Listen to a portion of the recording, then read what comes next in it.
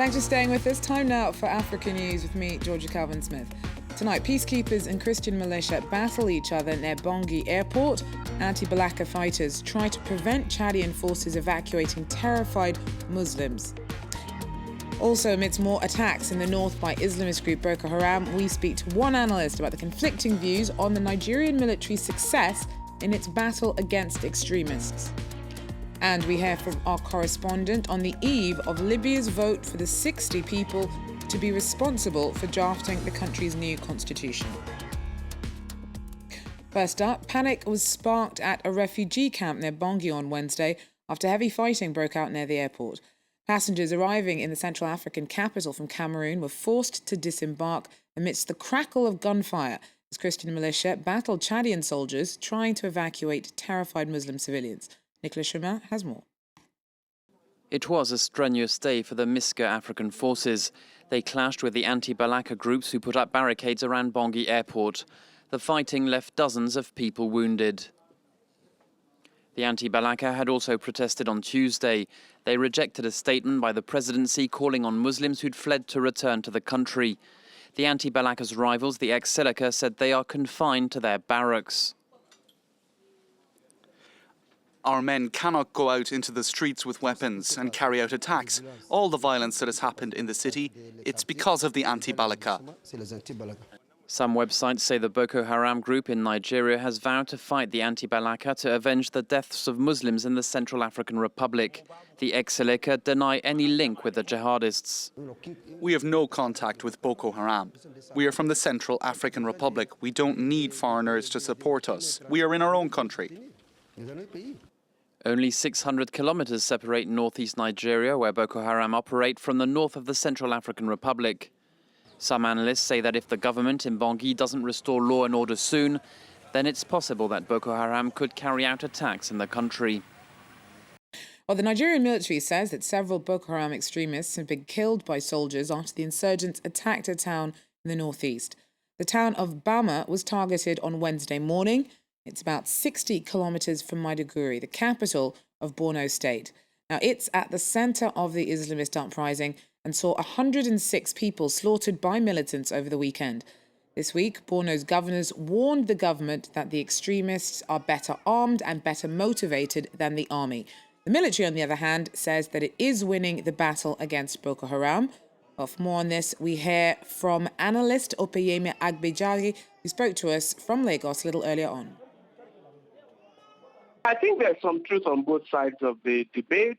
I think it is true that Boko Haram appears to have received new funding, seems to be better motivated in recent times.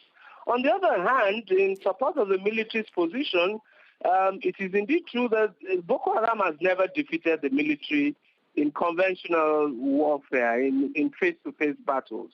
Every time there's been a face-to-face confrontation, the military seems to have prevailed.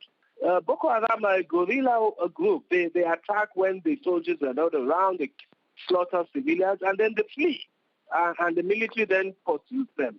So there's some truth, I would argue, on both sides.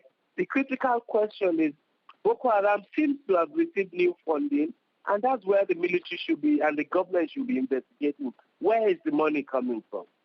Now, you're saying the government should be doing more with elections up next year and public dissatisfaction with the government's handling of a number of issues beyond just Boko Haram. All this mounting, Abuja must really be feeling the pressure to be seen to be getting a handle on the fight back against Boko Haram. Yes, the government clearly is under pressure. They declared a state of emergency. That emergency initially for 3 months was renewed. There were some initial successes. But now it seems, like I said, that Boko Haram is now on the offensive once again, and they've widened the scope of operations across Borno, Adamawa, and Yobe states, and they're killing people now in 50s and 100s. So it's a much more drastic situation. But beyond Boko Haram and the northeast, the government is under pressure from probably many other sections of the country, except of course that it's the Boko Haram that has taken to terror. I think the fundamental issue is that there is dissatisfaction over Nigeria's federation for different reasons from different constituencies. In the Niger Delta, over the oil, over control of oil resources. in the most of the north over loss of power since 1999. In the west and parts of the east, they want greater regional autonomy. So there are fundamental discussions that Nigeria should be having about the state of the federation. BMA Agbaje there speaking just a little earlier on. Now, South African police have arrested a Pakistani man accused of injuring several people after he opened fire on a crowd of protesters in the town of Cullinan. Now, he reportedly had been trying to flee mounting anti-immigrant violence. Township residents had been rioting and targeting foreign-owned shops in protest over the murder of a 10-year-old boy who'd allegedly been fatally beaten to death by a Pakistani shop owner.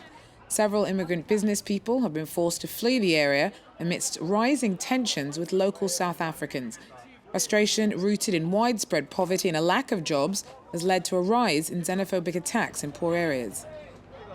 Our kids are dead. Our sisters are in hospital right now. You understand? They are running the businesses here. We need them to go back so that we can take our businesses back. We are sick and tired of them. Yes. And one other thing, we promise you guys, if they come back again to our location, we are going to kill them as they've killed our kids. It's better they take us back to our countries. They deport us back to our countries. It's better we die in our own soil instead of dying in a foreign soil. Supporters of a French national who's been imprisoned in Cameroon since 1997 have celebrated news that he could be out in just a few days. Michel Atangana and Titus Edzoa, a former rival to President Paul Biya, have always claimed to be victims of a political vendetta. 17 years behind bars in a cramped Cameroonian jail cell. French national Michel Atangana has always maintained his innocence. In Yaoundé, his family were ecstatic to hear of his possible release. How to express my joy? It is enormous. We are thrilled that he will be released after all this time in prison. The family is absolutely thrilled. We are very moved. Atangana and former Secretary General of the Presidency, Titus Edzoa, were jailed on charges of embezzlement in 1997. Both are now due to be freed. It comes after a presidential decree on Tuesday ordered the complete reduction of sentences remaining to be served for persons convicted for embezzlement and whose stay in prison has been more than 10 years. Atangana first arrived in Cameroon in 1994, working as a go-between for French companies developing infrastructure there. 3 years later, both he and Edzoa were convicted for stealing more than €1.5 million in public funds. A close personal friend of President Paul Biya, Edzoa had just announced he himself was running for president. Atangana was to be his campaign manager. The men were arrested, faced expedited trials and sentenced to 15 years in prison. Cameroon is officially dubbing the sentence reductions a humanitarian act and part of the lead-up to the country's 50th anniversary of reunification. On Thursday, Libyans will elect the 60 people to be responsible for drafting the country's new post-revolutionary constitution. But the vote will be held against a backdrop of national security challenges, coup threats, deadly tribal clashes in the south, and assassinations in the east. And authorities have had limited success in reining in the disorder. On the eve of polling day, our correspondent takes a closer look at the hurdles still faced by the country. At a Tripoli suburb polling station, some final preparations for the constitutional elections. Despite weapons proliferation being an issue in Libya, the Election Commission are confident all steps have been taken to ensure safety. I guarantee that weapons won't enter the polling stations. With regards to the voters, they will not be allowed to carry any weapons at all. On the signs, there are 3 things not allowed: carrying weapons, use of mobiles, and talking. Of course, the army will also be involved in securing the country as a whole, beyond the centres, in case of emergencies. But God willing, it will all be fine. Sami Sharif, a candidate who withdrew from the electoral race, is unconvinced. We all know the government is relying on the police and the army, but we know that they're not present. The security situation in Libya is not reassuring. Maybe some people believe that the proliferation of weapons creates a balance of power, but that's dangerous. The government talks about guaranteeing safety in slogans and speeches, but it isn't doing that in reality. For political analysts, lack of security is less of an issue on voting day and more of how people have come to perceive it. People have been preoccupied by security more than they have been following the electoral debate for these elections. So people are more concerned about kidnappings, thefts, stealings, bombings than they are about the candidates they're electing. There's a total sense of disenchantment towards the political process because of the violence that is occurring across the country. This disenchantment may come to have an indirect impact on the constitutional process in the long term. Well, that wraps up African News from me, but I will be back with more tomorrow. Stay with us, though. A short break and more news and headlines coming up. Take care.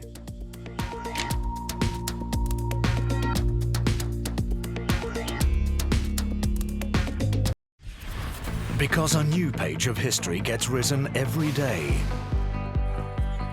Because breaking news can't wait. Information. Everywhere.